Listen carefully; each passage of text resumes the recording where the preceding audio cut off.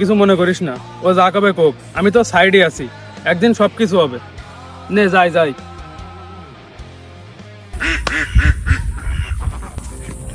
কিরে কি আইছে? আরে ভিডিও এডিট করবো, তো ফোনে ভিডিও এডিট করতে পারতেছে না। আচ্ছা এনে তুই আমার ফোন দিয়ে এডিট কর। ধর, আজকে থেকে আর ভিডিও করবো না রে। ভিডিও লাইক হয় না, ভিউ হয় না।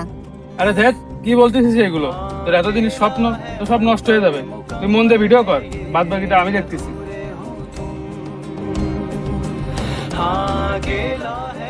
হ্যালো মামা, তোকে যে ভিডিও গুলো দিলাম না, ওগুলো একটু দেখ মামা, লাইক কমেন্ট করে শেয়ার কর।